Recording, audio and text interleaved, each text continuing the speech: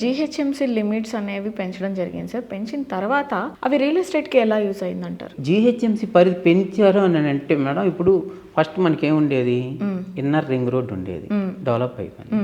తర్వాత ఓఆర్ఆర్ వచ్చింది, డెవలప్ అయిపోయింది. ఫస్ట్ మనకి హైదరాబాద్ సిటీ రెండే జంట నగరాలు అనేవాళ్ళు, సికింద్రాబాద్, హైదరాబాద్.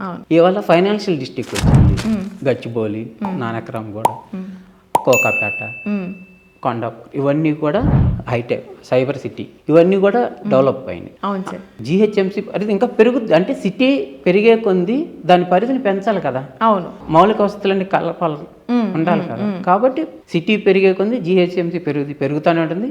దాని పరిధి పెరిగే కొంది అక్కడ ఉన్న భూమి వాల్యూ పెరుగుతూనే.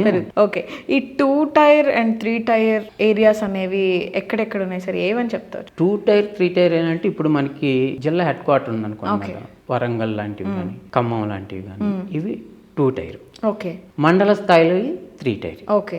అలాంటి చోట అంటే అక్కడ ఇక్కడతో పోల్చుకుంటే అక్కడ డెవలప్మెంట్ అని ఉంటుంది, ఎక్కడైనా డెవలప్మెంట్ ఉంటుంది. అవును సార్. కానీ దీనంత స్పీడ్ అక్కడ ఉండదు కదా. కంపెనీస్ అన్ని కూడా ఎక్కువగా ఎక్కడికి వస్తాయి, ఇక్కడికే వస్తాయి. ప్రభుత్వం కూడా ఇక్కడే అన్ని వాళ్ళకి కావాల్సినటువంటి మౌలిక వసతులన్నీ కూడా, ఇన్ఫ్రాస్ట్రక్చర్ అంతా కూడా ఇక్కడే డెవలప్ చేస్తాం. అవును సార్. కాబట్టి ఇక్కడ గ్రోత్ ఎక్కువ ఉంటుంది. కాబట్టి మనం ఇక్కడ చూడటం లేదు, మన స్తోమత అక్కడ అనుకుంటే 2 టైర్లు కూడా మనం పెట్టుబడి. ఓకే. సో ఇది gated community or non gated community, ఎందులో ఇన్వెస్ట్ చేస్తే బెటర్ ఉంటుందంట? ఇన్వెస్ట్మెంట్ అనేది ఎక్కడైనా చేయొచ్చు మేడం.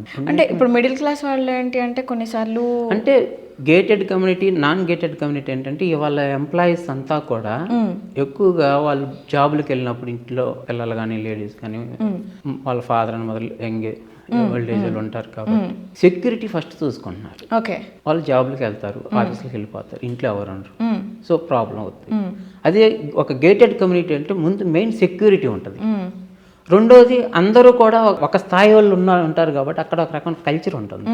వాళ్ళ పిల్లలకు కూడా ఆ కల్చర్ అలవాటు అయ్యింది అనే ఒక 2 ఆలోచనలతోనే గేటెడ్ కమ్యూనిటీకి ప్రయారిటీ ఇస్తారు. కానీ మనం ఇన్వెస్ట్మెంట్ అనేది గేటెడ్ కమ్యూనిటీలో ఇన్వెస్ట్మెంట్ చేయాలంటే కొంచెం ఎక్కువ పెట్టాలి. నాన్ గేటెడ్ కమ్యూనిటీ అంటే కొంచెం తక్కువ అవుతుంది.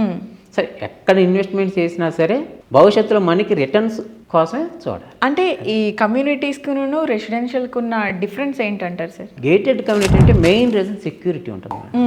సెక్యూరిటీ అంతా కూడా చెప్పాను కదా, ఒక రేంజ్ వాళ్ళు ఉంటారు కాబట్టి పిల్లలకు కూడా కల్చర్ ఒకటి మంచి కల్చర్ ఉంటుంది అనేది అలా ఆలోచనతో గేటెడ్ కమ్యూనిటీకి వెళ్తాను. ఓకే. సో ఇప్పుడు నాకు ఒక బల్క్ అమౌంట్ ఉంది సార్, నేను ఇన్వెస్ట్ చేద్దాము అనుకుంటున్నా, టక్కున తీసుకెళ్ళి ఇక్కడ ఇన్వెస్ట్ చేసేయచ్చు అనే ఒక టాప్ 5 ఏరియాస్ ఏంటి సార్? అంటే మనకి సిటీ వైపు అంటారా, ఎక్కడైనా సరే? ఎక్కడైనా అంటే మనకున్న బల్క్ ఏరియా, మనకున్న అమౌంట్ అంటే ఒక 20-25 lakhs అనుకుంటేనేమో, ఆ రేంజ్లో అయితేనేమో మనకి ముంబై హైవే సైడ్ సదాశివపేట ఆ ఏరియాలో, లేదా ఇటు మన యాదగిరిగుట్ట వైపు కానీ, ఇటు సాగర్ హైవేకి వెళ్ళి అటు కానీ చూసుకోవచ్చు.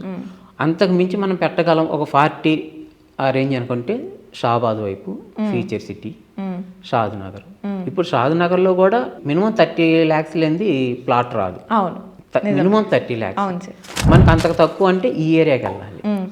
అంతకు పెద్ద అంటే మాత్రం షాద్నగర్, షాబాద్, ఫ్యూచర్ సిటీ ఈ ఏరియాలో తీసుకోవాలి.